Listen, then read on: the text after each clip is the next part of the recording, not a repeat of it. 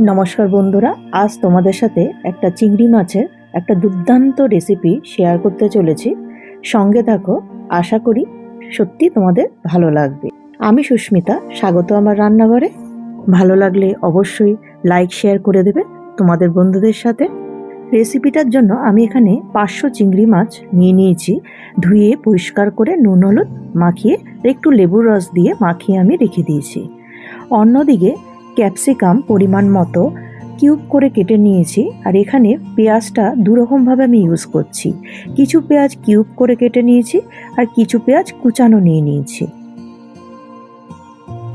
তো এখন আমি রেসিপিতে ফিরে আসছি। প্যানটা গরম হয়ে আসলে সর্ষের তেল দিয়ে দিচ্ছি। এখানে একটু তেলটা একটু বেশিই লাগবে। তাতে আমি শুকনো লঙ্কা আর জিরে ফোড়নে দিলাম। ফোড়নটা ক্র্যাক হয়ে আসলে তাতে কুচানো পেঁয়াজগুলো দিয়ে দিলাম। পেঁয়াজটা ভালো করে তেলের সাথে আমাদের ফ্রাই করতে হবে। একটু নুন দিয়ে দিলাম পরিমাণ মতো।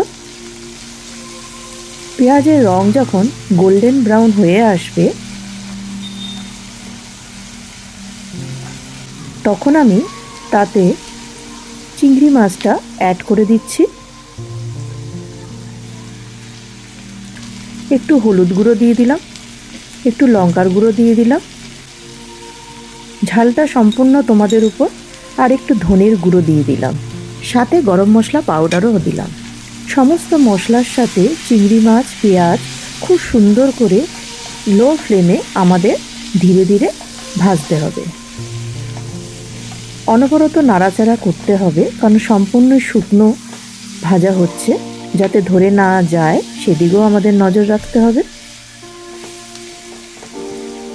তারপর আদা আর রসুনের পেস্ট আমি দিয়ে দিলাম।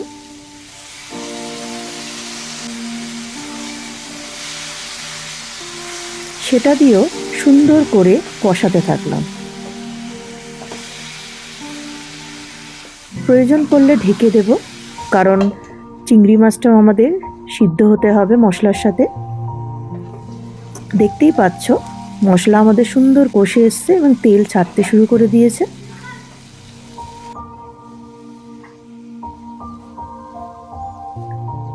একটু আমি জল অ্যাড করে দিলাম এবং নাড়াচাড়া দিয়ে কিছুক্ষণ ঢেকে দিলাম, যাতে চিংড়ি মাছটা ভালোভাবে কুক হয়। মাঝে মাঝে চেক করতে হবে এবং নাড়াচাড়া করে বারবার ঢেকে ঢেকে সেটাকে কুক হতে দিতে হবে। যেসব নতুন বন্ধুরা আমার ভিডিও এখন দেখছো, অবশ্যই চ্যানেলটা সাবস্ক্রাইব করে নিও। আমিও কথা দিচ্ছি তোমাদের সাবস্ক্রাইব করে তোমাদের সাথে সারা জীবন থাকবো। আর পুরনো বন্ধুদের কাছে আমার রিকোয়েস্ট, তোমরা বন্ধুত্ব স্থাপনের পর প্লিজ ছেড়ে যেও না, কারণ তোমাদের থেকেও যেরকম আমার অনেক কিছু শেখবার আছে, আমার থেকেও তোমাদের অনেক কিছু শেখবার আছে। তো একে অপরের সাপোর্ট থাকলে তবে আমরা চ্যানেলটা এগিয়ে নিয়ে যেতে পারবো। যখন সম্পূর্ণ মশলার সাথে চিংড়ি কষে আসবে তখন একটা ডিম ফাটিয়ে মাঝখানটা ফাঁকা করে আমি ডিমটা দিয়ে দিলাম। তারপর ডিমটাকে একটু নাড়া দিয়ে সমস্ত মশলা চিংড়ির সাথে ভালো করে কষাতে থাকলাম।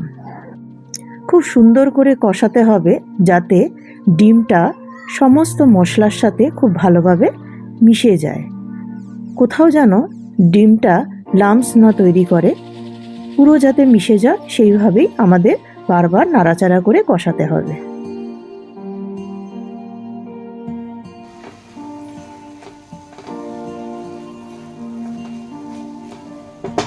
ফ্লেমটা লো রাখতে হবে এবং চেক করে নিচ্ছি চিংড়ি মাছটা প্রায় কুক হয়েই গেছে।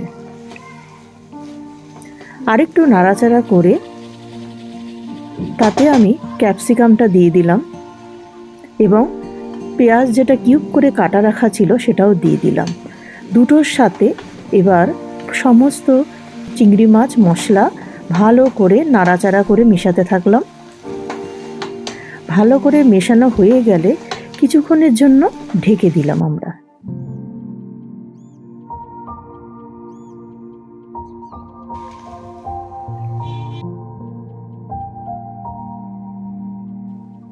আরেকটু নাড়াচাড়া করলাম দেখতেই পাচ্ছ কত সুন্দর লাগছে রেসিপিটা, কত কালারফুল লাগছে। তারপর কিছু ধনেপাতা কুচি ছড়িয়ে দিয়ে আরেকটু নাড়াচাড়া করে আমরা স্ট্যান্ডিং টাইমের জন্য ছেড়ে দিলাম। এই রেসিপিটা সত্যি অসাধারণ হয়েছিল। এটা রুটি, পরোটা, লুচি, ভাত সব কিছুর সাথেই সুন্দর খেতে লাগবে। একবার তোমরা অবশ্যই বানাবে এবং আমাকে কমেন্টস করবে কেমন তোমরা খেলে। আমি কিন্তু অপেক্ষায় রইলাম। আবার ফিরে আসবো একটা নতুন রেসিপির সাথে। ততদিন তোমরা সুস্থ থেকো, ভালো থেকো। অবশ্যই আমাকে ফলো করো এবং যেরকম ভালোবাসা পেয়ে আসছি সেরকম ভালোবাসা যেন আমি সবসময় তোমাদের থেকে পাই।